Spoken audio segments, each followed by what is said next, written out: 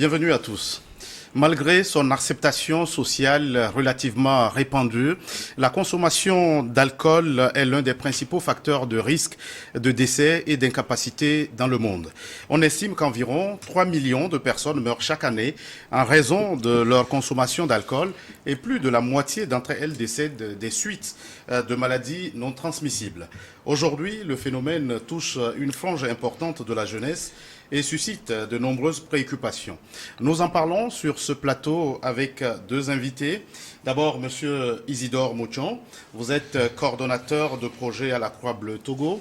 Et puis le second invité, c'est Monsieur Mawena Boum. Vous êtes secrétaire permanent adjoint du Comité national antidrogue. Merci d'avoir répondu à notre invitation. Merci, monsieur le journaliste. Nous saluons tous les téléspectateurs. Merci. Alors, Monsieur Mochon, la consommation d'alcool, faut-il en faire une préoccupation aujourd'hui?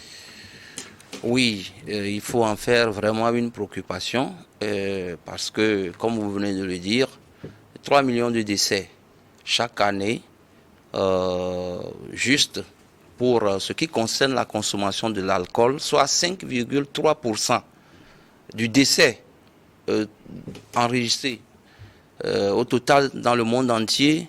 C'est vraiment effrayant. C'est vraiment effrayant. Et notre pays fait partie du monde et les problèmes liés à la consommation concernent également notre pays. Il est vraiment important qu'on en parle. Monsieur Baume, quel tableau dressez-vous du sujet? Alors, le tableau, comme vous venez de le dire, est un peu inquiétant. Il est un peu inquiétant et, comme vous venez de le dire, beaucoup de maladies.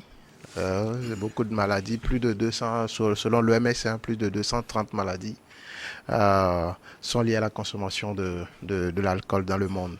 Et le Togo, comme il vient de le dire, malheureusement, nous sommes de plus en plus confrontés à ce problème-là, avec l'exposition précoce des enfants, des mineurs à la consommation de l'alcool, à des différents types d'alcool que nous connaissons, et malheureusement des alcools frelatés, dont la teneur en termes de teneur en termes d'alcool pur n'est pas contrôlée.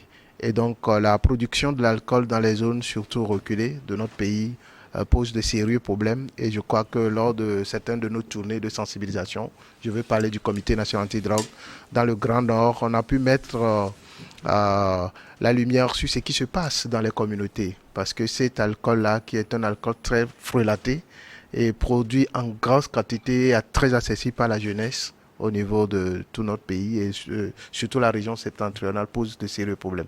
Et donc les représentants des élus locaux et des collectivités locales qu'on a pu rencontrer ont quand même sonné l'alarme. Pour dire que vraiment il faut qu'on s'en préoccupe. Et je crois qu'on va donner quelques chiffres. Monsieur Mochon, une frange importante de la population jeune est concernée. Alors, comment se présente la situation? Oui, d'après une enquête que nous avons menée en milieu scolaire courant 2018-2019, les résultats montrent que sur 659 élèves enquêtés, nous avons presque 98% de ces jeunes qui ont déjà consommé une fois l'alcool. Soit 9 élèves sur 10 ont déjà consommé l'alcool. Et quand vous prenez ces 58%, nous avons 52% de garçons ados qui ont déjà consommé et 48 filles aussi qui ont consommé. Et vous allez voir ensuite que cette consommation est élevée au niveau des jeunes dont l'âge varie entre 11 et 15 ans. Et quand vous allez un peu en milieu extrascolaire aussi, le phénomène est vraiment alarmant. Sauf que nous n'avons pas encore enquêté en milieu scolaire, mais en milieu extrascolaire. Mais ce que nous voyons avec nos yeux démontre que la chose est beaucoup plus vraiment effrayante que ce que nous avons vu là. La chose est très effrayante, dit M. Mochon. Alors, M. Baume, est-ce que vous comprenez les raisons qui poussent les jeunes à l'alcool. Comment on pourrait expliquer? La première raison, c'est que l'alcool, l'utilisation de l'alcool, ça prend en famille.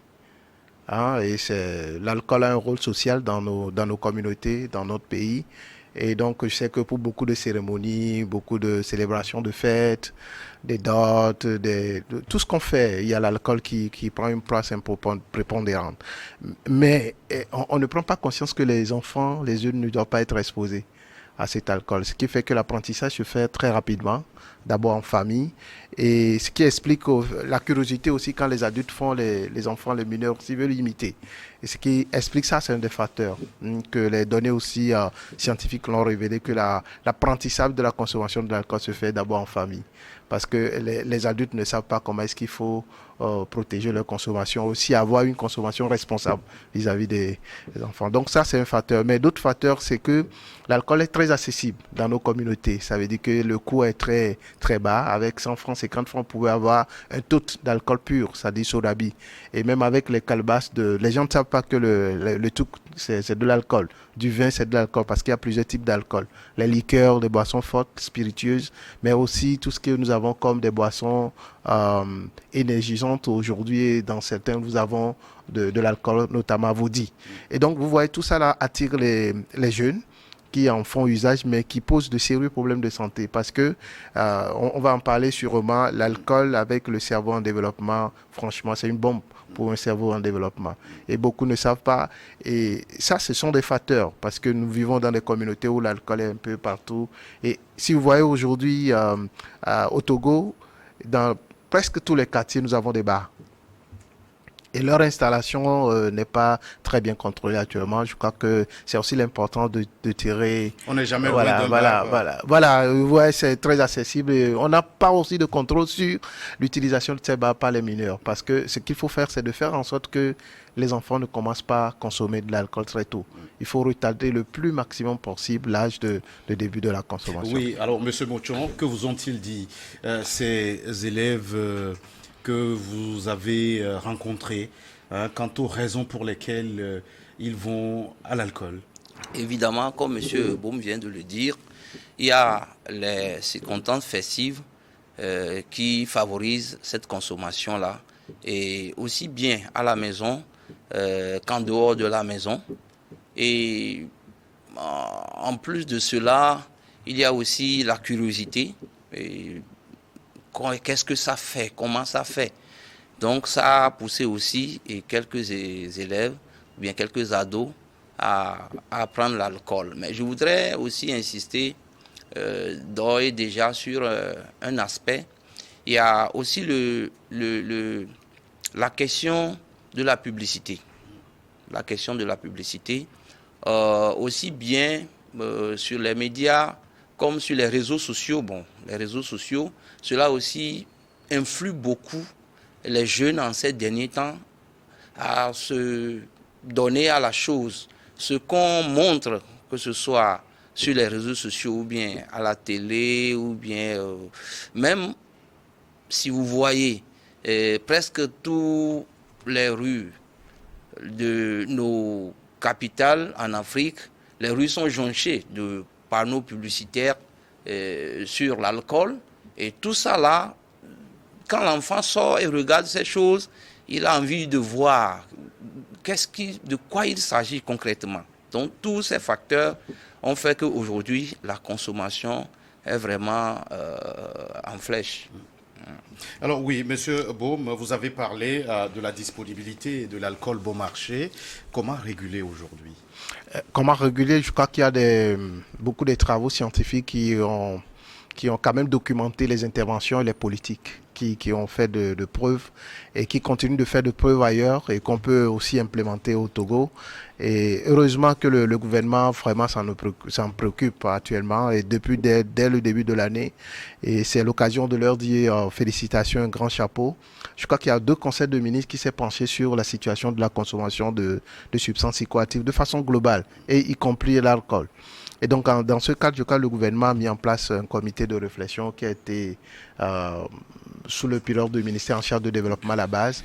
Mais le comité est un comité multi-acteurs qui ont travaillé Et bizarrement, ils ont sorti un rapport. Et dans le rapport, ils ont recommandé pour le gouvernement de prendre des mesures en mettant en place des politiques visant à réguler la consommation de l'alcool. Et donc, c'est les recommandations de SAFER de l'OMS. Et donc, qu'est-ce que je vais brosser rapidement cela? Donc, il s'agit d'augmenter d'abord les taxes sur les produits alcooliques pour rendre l'accessibilité difficile pour les mineurs. Et parce que ça aussi renfloue vraiment les caisses de l'État si on met beaucoup de taxes sur les produits alcooliques. Mais c'est aussi de faire en sorte à réguler l'exposition des publicités, comme il vient de le dire, par des mineurs, et réduire l'accès par les mineurs à ces substances-là. Et on sait comment ça se passe, on sait comment ça se fait.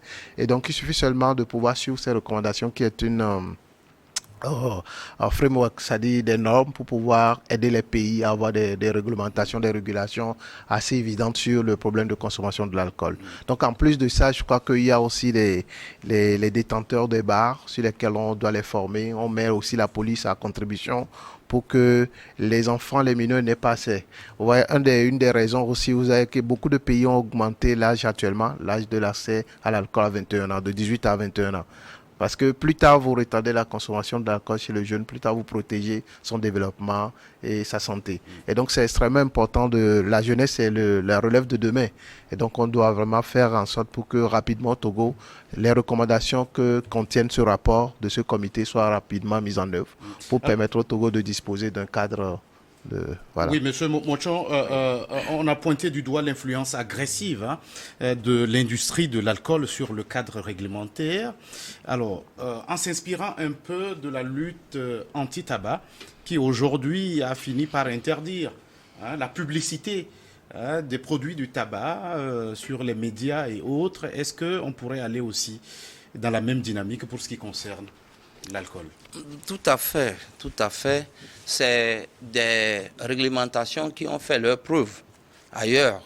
Il faut signaler que du 24 au 27 dernier, nous étions à Cape Town. J'y étais ensemble avec M. Boum. Nous avons participé à la conférence globale sur la politique d'alcool. Et là, la conférence a aussi martelé cet aspect-là. Parce qu'on ne peut pas prétendre faire une prévention en matière de la consommation d'alcool sans vraiment prendre en compte tout ce qui concerne la politique autour de cela. Et la politique qui marche autour de cela demande à ce que vraiment il y ait une bonne réglementation de la publicité. Vous savez, les industries d'alcool sont vraiment des experts en ce qui concerne la publicité. Et chaque gouvernement doit essayer de faire un effort vraiment pour mettre la priorité de la santé de sa population en avant. Le thème de cette conférence est évocateur. Le thème, il faut privilégier les humains, les hommes, que le profit. C'est ce que la conférence a eu comme thème. Donc, investir dans les humains, d'abord, avant le profit. Donc, si nous prenons le thème même, il faut que vraiment les États fassent un effort de préserver la santé de leur population au détriment des gains. Parce que les gains, c'est pour également prendre en charge la population. Donc il n'est pas bon qu'on laisse la population périr sous l'effet de la consommation de l'alcool avant de chercher à les prendre en charge par les sous issus de la vente de ces produits-là. Monsieur Boum, vous avez effleuré l'interdiction de certaines boissons, sans faire la publicité d'une d'entre elles ici, à taux d'alcool très élevé. Comment vous réagissez face à ces mesures qui semblent être comme une goutte d'eau dans un océan de besoin? Non, ce ne sont pas des gouttes d'eau dans un océan, parce que c'est des interventions qui font de preuves. Parce que, vous savez, on prend l'exemple actuellement avec la décision du gouvernement d'interdire la consommation de chicha dans les bars. Si vous sillonnez un peu le Togo, vous allez voir que c'est un phénomène qui a drastiquement diminué. Et on a même créé des systèmes d'alerte. Si vous voyez dans les bars des gens qui encore font usage de cette machine de consommation du tabac, de le signaler. Et ça réduit le comportement de consommation. Et c'est la même chose si on va au le cas de la Côte d'Ivoire qui a interdit par exemple Vaudy.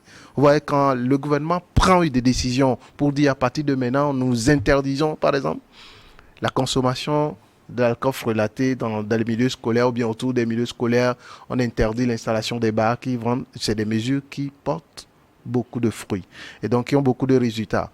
Donc c'est pour ça que pour l'alcool, on ne va pas le faire de façon isolée, mais c'est de mettre en œuvre toutes les recommandations de l'OMS sur l'alcool et mettre en place cette politique qui est une politique compréhensive, c'est-à-dire holistique, qui vise à la fois de réduire l'exposition à la publicité, d'augmenter les taxes sur les revenus, aussi d'augmenter l'âge de l'accès à l'alcool, pas les mineurs. Les mineurs, bon, on ne va plus parler de mineurs parce qu'on protège ces mineurs-là. Et s'ils vont avoir accès à l'alcool, peut-être c'est au-delà de 20 ans. Donc c'est justement pour pouvoir préserver cette jeunesse-là qui va travailler pour le développement de ce pays demain. Alors, M. Monteau a mis l'accent sur quelque chose de très important. Vous savez, c'est très difficile quand on devient dépendant à l'alcool de traiter les problèmes liés à la consommation déjà de l'alcool. C'est très coûteux. Et si ceux qui nous suivent... vous savez, beaucoup de familles ont de ce problème, ouais, avec des personnes qui sont déjà tombées dans l'alcoolisme. C'est très difficile, les moyens qu'on mobilise pour traiter. Je ne crois pas que l'État a suffisamment de moyens pour mettre en place des structures qui peuvent offrir des soins à des coûts vraiment abordables pour ces familles-là. Ce qui fait que l'alcoolisme dans une famille dévaste complètement les familles. Donc, je reviens pour dire que nous devons commencer par prévenir. Prévenir, c'est de mettre en place ces recommandations, d'implémenter ces recommandations au niveau du Togo, tout comme d'autres pays l'ont fait, beaucoup de pays anglo-saxons au niveau de l'Afrique, le Kenya, l'Ouganda, ils ont fait beaucoup de choses. Mais il y a aussi des enjeux liés à la pression, à l'influence des industries de l'alcool, parce que vous savez, il a dit quelque chose de très important, permettez que je revienne dessus, au niveau des publicités. Vous savez, ils sont tellement calés. Ils mettent pas seulement, vous voyez les images, je vous donne l'exemple de la racine. Par exemple, sans faire la publicité. Voilà. Quand vous voyez par exemple la façon dont on prend l'image d'un jeune avec une poitrine très dégagée, vous voyez, ça attire les jeunes en fait. Mais ils savent qu'en créant le marché avec les enfants, avec les jeunes, ils ont vraiment des marchés sur 10 ans, parce qu'ils deviendront vraiment alcooliques. Parce que le cerveau, très tôt exposé à l'alcool, change la configuration de l'alcool et les risques de dépendance sont très élevés. Déjà à l'âge, voilà. Oui, alors oui, on va marquer une toute petite pause, chers invités, le temps d'une nouvelle édition du journal sur votre chaîne.